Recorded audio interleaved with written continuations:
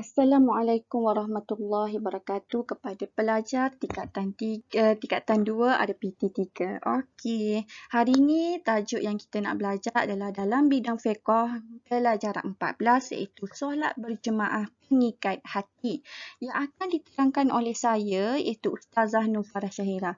Okey, sebelum kita belajar dan teruskan pembelajaran kita, Ustazah terlebih dahulu nak bagi tahulah apa yang patut kita belajar pada hari ini, iaitu pertama maksud solat berjemaah, lepas tu hukum solat berjemaah, dalil nakli solat berjemaah, syarat jadi imam, kedudukan imam dan makmum, syarat solat berjemaah, adab solat berjemaah dan akhir sekali ialah hikmah solat berjemaah.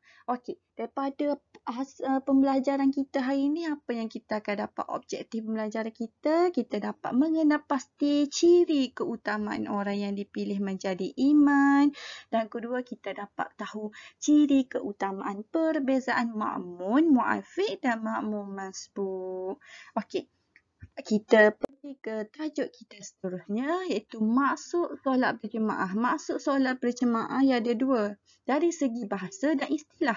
Dari segi bahasa, solat berjemaah yang merupakan kata jamak. Kata jamak bahasa Arab yang bermaksud berkumpul. Okey. Manakala dari segi istilah pula iaitu solat makmum bersama-sama dengan solat imam dengan sekurang-kurangnya seorang imam dan seorang makmum mengikut syarat-syarat tertentu. Okey, kita dah tahu, kita kena ingatlah bahasa berkumpul. Istilah solat makmum bersama-sama dengan solat imam dengan sekurang-kurangnya ada seorang imam dan ada seorang makmum mengikut syarat-syarat tertentu. Ustazah, syarat-syarat tertentu ni macam mana? Okey, tak apa, nanti Ustazah akan terangkan satu-satu dah. Okey, kita pergi ke seterusnya. Hukum solat berjemaah. Hukum solat jemaah ada dua juga. Individu iaitu sunat muakkad. Sunat muakkad ni bagaimana? Sunat muakkad ni adalah sunat yang sangat-sangat dituntut oleh Allah Subhanahu Taala. Maksudnya bila kita buat, kita dapatkan ganjaran pahala yang berlipat ganda. Sangat-sangat digalakkan untuk dilakukan lah. Okey. Kalau komuniti masyarakat, Ustazah, hukum kepada komuniti masyarakat adalah fardu kifayah. Maksudnya fardu kifayah di sini, kalau kita tak buat pun tak apa. Sekurang-kurangnya dalam kampung kita tu ada seorang buat solat berjemaah, kira kita terlepas daripada dosa solat sunat berjemaah tu. Maksudnya kalau dalam satu kampung tu tak ada pun orang buat solat berjemaah. Maknanya seluruh kampung tu berdosa kerana tak buat solat berjemaah. Okey, faham? Okey, kita pergi kepada seterusnya. Okey. Ustazah, betul ke penting ke solat berjemaah ni? Ya, penting. Sebab apa? Sebab dah tercatat dalam dalil nakli solat berjemaah ni. Dah tercatat dalam firman Allah dalam surah Al-Baqarah ayat 43. Dia katakan, wa aqimus solah wa atuz zakah warka'u ma'ar raki'in, dan dirikanlah solat dan keluarkanlah zakat dan rukuklah kamu semua berjemaah bersama-sama dengan orang yang rukuk. Okey. Dalam hadis pun ada, dalam muttafaq alaih, dia kata daripada Umar radhiyallahu anhum, Rasulullah sallallahu alaihi wasallam bersabda, sembahyanglah berjemaah itu lebih afdal daripada sembahyang bersendirian dengan 27 kali ganda. Maksudnya, kalau kita sembahyang sore-sore, kita akan dapat satu pahala sembahyang sahaja. Kalau kita sembahyang berjemaah, kita akan dapat kali macam sembahyang maghrib kita tu 27 kali ganda pahala yang kita dapat. Okey, tu maksudnya. Okey, kita pergi kepada tajuk seterusnya. Syarat menjadi imam. Bukan semua orang lah boleh jadi imam ni. Apa syarat jadi imam ni, Ustazah? Yang pertama ialah imam ni mestilah boleh membaca Al-Fatihah dengan betul. Kalau tak boleh baca Al-Fatihah pun dengan betul, tak bolehlah jadi imam. Kalau nak jadi imam, kena baca Al-Fatihah dengan betul. Okey. Keduanya, iman bagi lelaki, bagi semua makmum. Maksudnya iman lelaki ni boleh jadi iman kepada perempuan dan juga kepada lelaki. Maksud dia. Manakala bagi imam perempuan pula, boleh jika semua makmum tu perempuan. Maksud dia, imam, kalau orang Tino nak jadi imam, dia perlulah jadi imam dari kalangan orang-orang Tino sahaja. Tak boleh jadi imam makmum dia jatuh, tak boleh. Okey, faham? Okey, yang ketiga ialah makmum meyakini sahnya solat imam. Maksudnya orang yang kita rasa jadi imam tu sah untuk menjadi imam kita, sah solat kita. Okey, faham? Okey, seterusnya kita pergi kepada ciri keutamaan orang yang dipilih sebagai imam. Okey, selain syarat tadi, dia ada ciri yang perlu kita utamalah untuk jadi sebagai imam ni. Ciri utama untuk kita pilih sebagai orang imam. Kalau contohnya syarat-syarat tadi semua orang ada. Okey, semua orang ada. Lepas tu kita nak pilih macam mana? Jadi kita nak ciri keutamaan orang yang dipilih sebagai imam. Pertamanya kita kena cari seorang pemimpin. Okey, orang pemimpin. Dia layaklah untuk jadi imam. Yang kedua siapa Ustazah? Imam yang dilantik oleh pemerintah. Macam kat masjid ke surau ke ada ke Tok Bila, Tok Imam. Itulah orang-orang yang macam itulah yang dilantik oleh pemerintah. Okey. Yang ketiga ialah tuan rumah. Tak okeylah kita nak pergi rumah orang. Tiba-tiba kita kata, tak apalah saya jadi Tok Imam. Tak boleh lagi tu. Kita kena dahulu ke tuan rumah dulu jadi imam. Okey, yang keempat. Yang keempat lebih alim dan berpengetahuan. Ini lebih molek kita utamakan dahulu. Kelima ialah lebih tua. Contohnya lebih tua lah. Kita dahulukan dia lah untuk menjadi imam. Yang keenam ialah lebih fasih bacaan Al-Quran. Yang ketujuh, lebih merdu suaranya. Okeylah kita nak panggil orang hok suara putus sekat. Kita nak semaya pun. Macam itulah tak khusyuk. Okay. Nombor 8 pula, lebih baik akhlaknya. Okey, kita tahu dah pasal ciri keutamaan, hukum solat, apa lagi? Syarat menjadi imam. Okey, ciri keutamaan dah tahu. Kita pergi kepada seterusnya iaitu kedudukan imam dan makmum tu macam mana. Okey, kalau kita tengok situasi yang pertama ni. Okey, kita tengok situasi yang pertama ni. Ni nampak tak? Situasi yang pertama ni, imam dan seorang yang sama jantina lelaki. Makmum ni pastikan kalau duduk di sebelah kanan imam. Dia kena duduk sebelah kanan imam lah. Okey, yang ke belakang sikit daripada imam. Okey. Kalau situasi kedua pula, kita tengok situasi kedua pula di mana dua orang perempuan ke.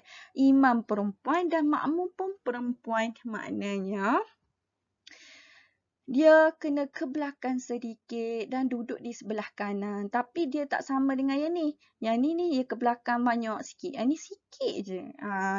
Yang perempuan ni. Okey. Kalau yang situasi ketiga pula, sekumpulan makmum lelaki sahaja. Dia perlu berada di belakang imam. Okey. Kita pergi yang keempat. Okey. Keempat di mana imam perempuan dan dua makmum perempuan. Okey. Kalau ada dua makmum perempuan macam ni, maknanya makmum perempuan sebelah tu kena duduk sebelah kanan dan kiri dan ke belakang sedikit daripada imam perempuan. Yang situasi kelima di mana imam dan makmum berbeza jantina. Ia kena jauhnya ke belakang dari 3 hasta. Kena jauhlah sikit. Takkan nak dekat-dekat dengan orang lelaki. Gitu. Okey. Kalau yang situasi ke-6 pula, imam perempuan dan 3 atau lebih makmum perempuan. Kena jauh dia setapak. Okey, tengok. Ni situasi dia. Okey. Kita pergi seterusnya. Di mana situasi ke-7, sekumpulan makmum lelaki. Ni makmum lelaki dan seorang makmum perempuan. Dia kena belakang imam. Lelaki kena belakang imam. Perempuan ni kena belakang lelaki makmum lelaki ni. Macam tu. Manakala situasi 8, seorang makmum lelaki dan 2 orang makmum perempuan. Yang ini pula yang situasi 9, sekumpulan makmum lelaki dan sekumpulan makmum perempuan. Okey. Seterusnya, kita pergi pada seterusnya iaitu syarat solat berjemaah. Syarat solat berjemaah, makmum perlulah berniat mengikut imam. Tak okey nak berniat mengikut orang lain pula, mestilah berikut imam. Sebab apa? Sebab nama lagi solat berjemaah. Okey. Makmum kena tahu pergerakan imam. Kedudukan makmum di belakang imam. Jadi tumit makmum mesti di belakang tumit imam. Okey, yang keempat, pergerakan makmum mengikut semua rukun fi'li imam selepas sempurna pergerakan imam. Maksudnya, kalau imam tu kena rukuk dulu. Lepas siap rukuk, dia pun istidah. Maknanya kita pun kena baru kita rukuk. Macam tu. Dia kena sempurna pergerakan imam tu dulu. Barulah kita ikut imam. Okey. Seterusnya, jarak antara sah terakhir di dalam masjid dengan sah pertama di luar masjid tidak boleh melebihi 150 meter. Kalau lebih pada 150 meter, maknanya dia bukan solat berjemaah. Okey. Kita pergi seterusnya. Makmum mu'afiq dan makmum masbuk. Makmum mu'afiq ni apa dia? Makmum mu'afiq ialah makmum yang sempat membaca surah Al-Fatihah dengan sempurna bersama-sama dengan imam sebelum rukun pada rakaat pertama. Contohnya, imam dah start solat, tapi kita baru mari. Tapi kita tengok imam tu baru baca Al-Fatihah. Kita pun masuk saf dan terus membaca Fatihah dengan imam. Tu maksudnya makmum mu'afiq. Okey. Tapi kena pada rakaat pertama lah. Okey. Seterusnya, dia kata makmum mu'afiq ni hendaklah menyempurnakan rakaat bersama-sama imam. Okey. Makmum masbuk pula, dia berlawan dengan makmum mu'afiq tadi, iaitu makmum yang tidak sempat membaca surah Al-Fatihah dengan sempurna bersama-sama dengan imam sebelum imam rukuk pada rakaat pertama. Maksudnya, contohnya ginilah, kita pergi masjid. Pergi masjid tu, kita nak mari jemaah tapi kita tengok imam dah rukuk dah. Imam rukuk dah. Kita tak ada nak baca Al-Fatihah. Jadi maksudnya kita tu makmum masbuk lah. Ni tapi pada rakaat pertama dah. Okey, maknanya kita tu makmum masbuk. Jadi jika sempat rukuk dan tumaninah bersama-sama dengan imam, makmum mendapat rakaat. Okey.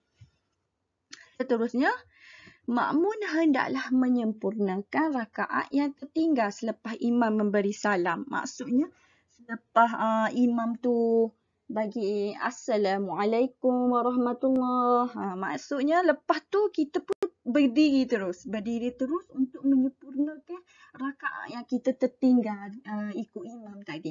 Okey. Faham? Okey. Kalau tak faham, tanya ustazah dalam WhatsApp. Okey. Seterusnya, kafiat solat bagi makmum masbuk. Kafiat dia gapo masbuk tadi yang ustazah cakap apa tadi? Makmum masbuk. Makmum yang tak sempat membaca surah Al-Fatihah dengan sempurna. Jadi kafir dia dapat apa je? Kafir dia dapat, maksudnya dia tidak tergesa-gesa untuk mendapatkan rakaat bersama-sama imam. Lepas tu, dia berdiri tegak, berniat, takbiratul ihram dan ta'maninah serta terus mengikut pergerakan imam. Lepas tu, tidak memberi salam bersama-sama imam, sebaliknya berdiri selepas imam memberi salam untuk menyempurnakan rakaat yang tertinggal. Yang ni yang seperti mana yang Ustazah Oyak tadi lah. Maksudnya kalau sekali lagi Ustazah Oyak, maksudnya kalau imam tu bagi saleh, kita tak perlu bagi saleh ikut dia. Kita terus berdiri tegak dan sempurnakan rakaat yang kita tertinggal tadi. Okey. Seterusnya, menyempurnakan segala rukun solat sehinggalah salam diberi. Okey, seterusnya hikmah solat berjemaah. Okey, ni tajuk akhir dah ni. Hikmah solat berjemaah. Pertama, hikmah dia dapat menyatukan hati umat Islam kerana solat dalam saf yang teratur. Cantik je. Jadi, dia dapat menyatukan hati umat Islam. Keduanya, melatih diri menjadi pemimpin yang berkualiti kerana mengikut kafiat solat jemaah dengan betul. Kita akan dapat ganjaran pahala dengan kelebihan 27 kali ganda berbanding solat persendirian. Seterusnya, kita menjadikan tubuh badan lebih segar dan bertenaga. Okey. Syukran jazilan. Setakat itu adalah pembelajaran kita hari ini. Apa kata kita jawab kuis? Nanti Ustazah akan bagi link di grup WhatsApp. Okey? Assalamualaikum warahmatullahi wabarakatuh.